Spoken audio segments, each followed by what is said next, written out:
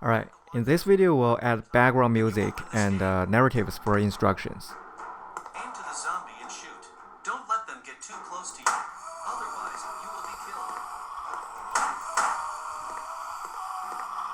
Alright, and kind of feel the zombie's sound is too loud. Okay, it's kind of annoying. So here I'm going to go to first I'm going to delete all the other zombies. Okay, the copies. So this is the original zombie, and I'm going to go to its breathing sound. Okay, let's take a look of the sound intensity here. Okay, so I'm going to change it to linear drop off, and max distance 500 is too much. The whole area, the whole map can hear her sound. It's too annoying. So here I'm going to drop it down to 20, so it's this area. So by default, it covers our first person character, right? And also we're going to change the sound from a 2D sound to a 3D sound. Alright, so let's test the play.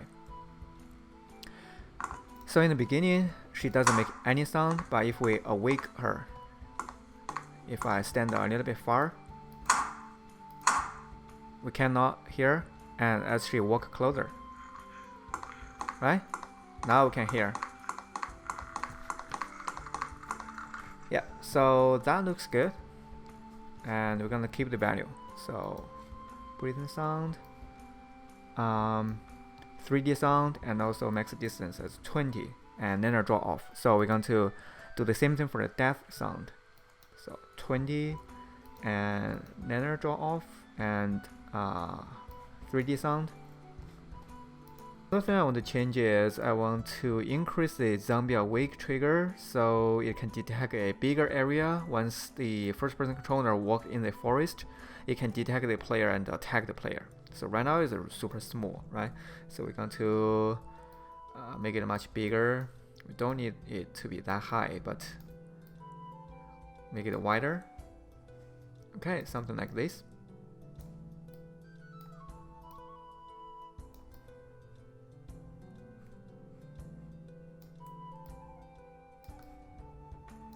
Alright, then we can move our first person controller backwards, okay, and make sure he's on the ground so we are not falling through the plane. Okay, and we can test the play. So in the beginning our enemy character doesn't chase us, however if we walk closer to her, she will start to attack us. Okay, now let's go to the models folder, and I'm going to drop in the watchtower model with the texture inside here. Okay, and for watchtower I'm going to, let's see, we can get a watchtower on top of the hill like here, and here we can create a new material and see watchtower material. And we're going to get a diffuse map and normal map and fix the normal map issue, and we're going to bring it onto our watchtower. Okay, and then we're going to select the finish point, and okay, and I'm going to drop it onto the watchtower as a child object, and then zero out the values. Okay, and bring it to the top in the room and make it bigger maybe. Okay, and for the watchtower I'm going to select it, and also I'm going to add a mesh collider so our player will be able to collide with it. And then we're going to place the enemy characters around. So here we have one, and we're going to make a duplication and hide it in the woods. Okay, and we can place as many as you want. So just don't make the game too easy, and also make sure you are placing the character above the ground. So here I added a lot of enemy characters in the scene, and they are in the woods. As you can see, the watchtowers are surrounded by all these zombies. So the player has to kill the zombies in order to get to the watchtower and win the game. Alright, so now let's add voice narratives in the game. So the voice narratives will be the instruction for the player to win the game. For example, tell the player to open the door to get a gun and tell the player where to go. Alright. So here we have narratives. Alright, basically a very simple script. Okay, so we're going to get the first sentence. So this will be in the first scene. So we're going to go to our scenes folder and we're going to go back to the first scene. Alright, and in front of Iron Cage here, I will create a new 3D object, a cube. Okay, and gonna make it very long. Okay, but thin, and place it in front of our enemy character. Okay, so here's our first-person controller.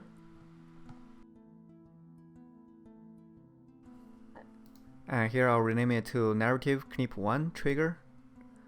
And then I'm going to go to the assets here, right click, and create a new folder. And here we're gonna say 01 narratives.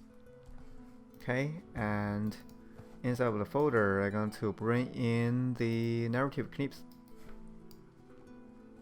Okay, and also I'm going to go to the script folder and I will bring in the active trigger script. Here we go. Okay, so for active knip trigger, I will add a component or add an active trigger script we just created.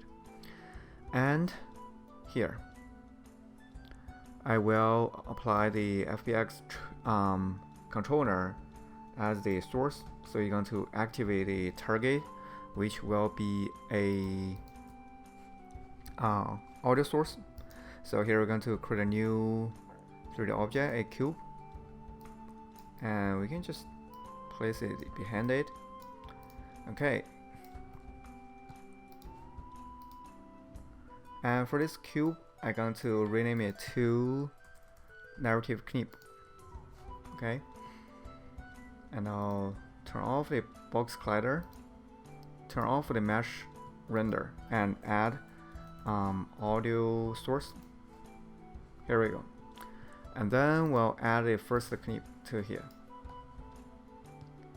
And play on weak, but not loop. And here we'll make it 2D sound so the entire space can hear it. And then we're going to select the narrative knip 1 trigger and we're going to drop the knip 1 object to here. Then we will go to its box collider and turn on its trigger. So this will be a trigger object. And we'll turn off the mesh render. And we're going to select the narrative knip and turn it off. And it's going to be triggered to active once we enter the trigger. So here we'll test the play. And if we walk forward, there's a gun in the iron cage. You will need it to survive in this world. okay. And as you can see, the trigger cannot be triggered active multiple times because for this trigger, we didn't check on repeat trigger, so it will only be triggered one time. Let's select the gun pickup trigger and press F key, right? And then under the components, we're going to add a component and add a active trigger. Okay, so we'll use this active trigger to trigger the second narrative knip. So here we're going to go to the game object and create a 3D object, a cube. I'll rename it to narrative knip 2, right? And check off box collider and check off mesh render. And add component, I'm going to add a audio source. Okay, and I'll drop the second audio clip onto it. Make sure check off box collider and mesh render. Otherwise your character will not be able to enter here. Okay, so for the second audio clip, I'm going to select the gun pickup trigger. So once we enter the gun pickup trigger, it will process this function. It will also process the active trigger function. So I'm going to add the narrative 2 clip onto here. And for the source, I'm going to drop my first person controller to it. Okay, and then I'm going to turn off the second clip, so it'll be active to, it's gonna be triggered to active. Right, and then I will go to second scene and select the first person controller, press F key, and in front of him I will create a trigger. Okay, so here 3D object, a cube, and here we're gonna see trigger narrative clip. Actually 3. So we're gonna say narrative clip 3 trigger.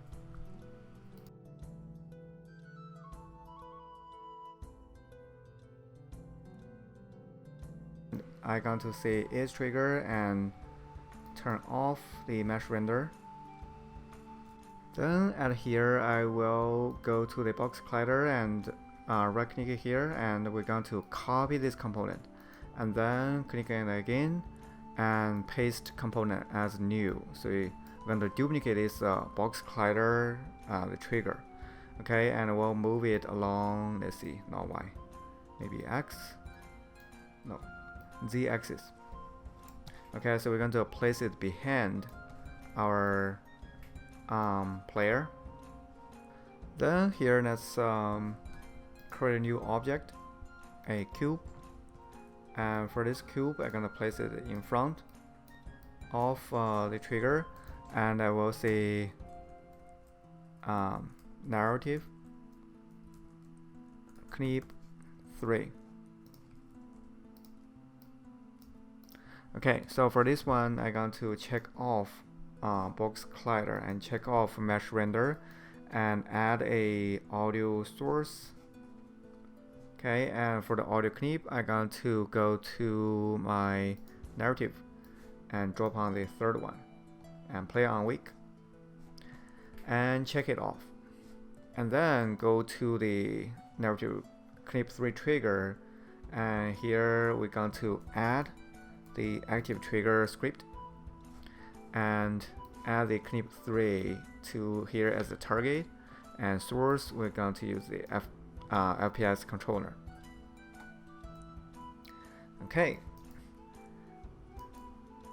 so in the beginning our player will hear the third clip, which is this one. Okay, and here we're going to duplicate this too, and we're going to move it forward. Okay, and going to change the name to clip 4 trigger, and here clip I'm gonna say 4, and then select it, and for its audio clip I'm going to drop the fourth one to it. Okay, play on weak, and then for the fourth trigger I'm going to assign it. Okay, so now our narratives will work. So as we are here, it will tell us, okay, go and find the watchtower, and then as we walk to this point, it will tell us to aim to the zombie and shoot. Now we'll add background music to the game. So here we're going to create a new folder and name it background music. Okay, and here I'm going to drop in our background music clips, and then I'll jump back to the first scene and go to my first person controller, and what I'll do is I'll go to here, okay, which is the camera, and right click on it and create empty. And for this empty object, I'm gonna say background music scene 1, and I'll add a component. I'll say audio listener, no, not audio listener, audio source. Okay, and I'll drop the background music to it. So that is the music scene 1. And play on weak and loop, because for the background music we want it to loop. And for the volume we can drop it down maybe about 0.5. There's a gun in the iron cage. You will need it to survive in this world. 0.5 is a little bit too loud. Maybe we'll just do 0.15. Okay, so that should be good. And then we'll go to our second scene. For the second scene, we'll do the same thing. So go to first person controller, go to his camera and right click on it and create empty. And here we're going to say background BGM scene 2. And here we'll also add a audio source and play on wake and loop. And background music, we're gonna drop the second one to here. Okay, and let's see. Here volume, let's do 0.15, and let's test. Find the watchtower, climb to the top. Okay. You will win this game. So that sounds good. And then we'll go to our let's see, the main menu and also the noise and wind screen.